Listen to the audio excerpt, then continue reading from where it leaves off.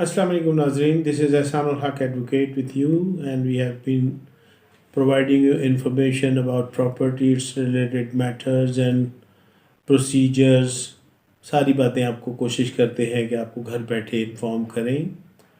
पिछले दिनों हमने जो टॉपिक चुना था वो टॉपिक था लवाहिकीन की जायदाद को किस तरह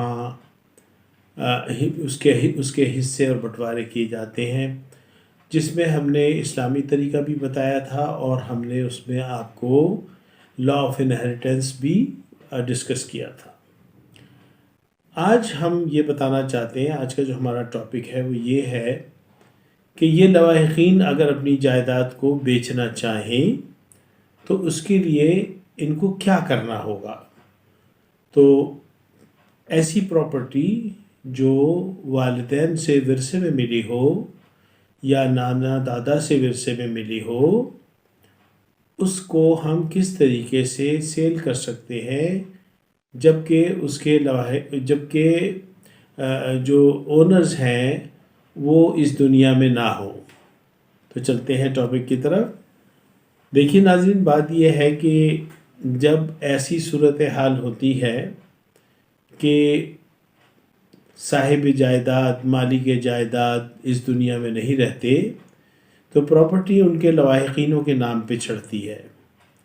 सबसे पहली बात तो ये होती है कि जितने भी लोग हैं घर में, जो छोटे हों, बड़े हों, बच्चे हों, नाबालिग हों, बालिग हों, शीरख्वार हों, ये सब बच्चे उस जायदाद में शामिल होते हैं और उनका हिस्सा होता है।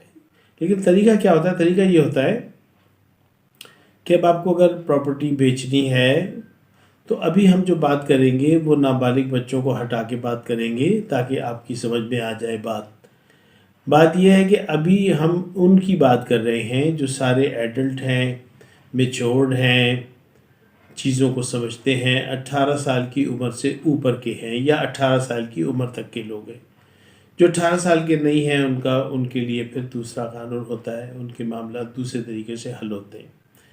तो इस ऐसे सिलसिले में जब प्रॉपर्टी हमें बेचनी हो तो सबसे पहले हम कोर्ट ऑफ लॉ में जाके जितने भी लवाहिकीन हैं उनके नाम पे प्रॉपर्टी को ट्रांसफ़र कराते हैं। उसे कहते हैं थ्रू लेटर ऑफ एडमिनिस्ट्रेशन।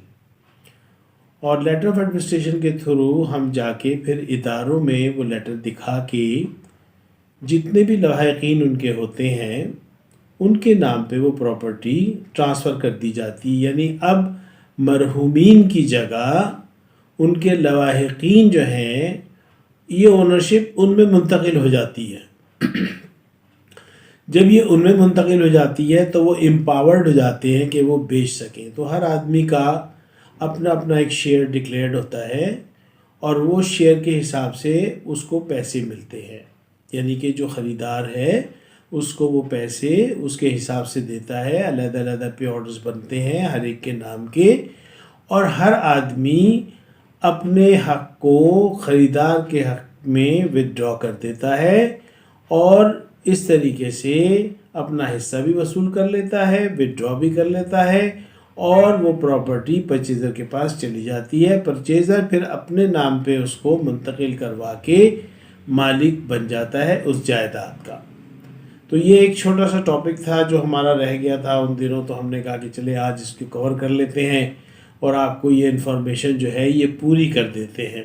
इससे पहले जो वीडियो बनाई थी उसमें तो पूरा तरीका बताया गया था कि भाई किस तरह प्रॉपर्टी ट्रांसफ़र होती है, किसका कितना शेयर होता है, तरीका क्या है इसको अप्लाई करने का, तमाम चीज़ें आपको पहली वीडियोस में बताई जा चुकी हैं। अगर किसी ने नहीं देखी तो वो देख ले और एहसानुल हक AHC बस ये लिखेगा तो उसको ये आ जाएगा।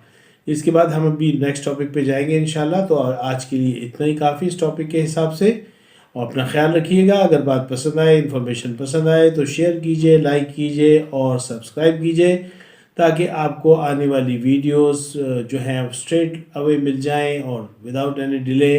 दूसरा ये है कि एक बात मैं आपसे तमाम लोगों से गुजारिश करना चाहता हूँ कि इस इन्फॉर्मेशन को सिर्फ अपने पास ना रखें। पता नहीं कितने लोग हैं जो इस इन्फॉर्मेशन के लिए मुतलाशी हैं, تو کائنڈلی آپ لوگ جو ہے اس کو فارورڈ کریں، لوگوں کی بھلائی میں آپ بھی حصہ لیں، جس طرح ہم بغیر کسی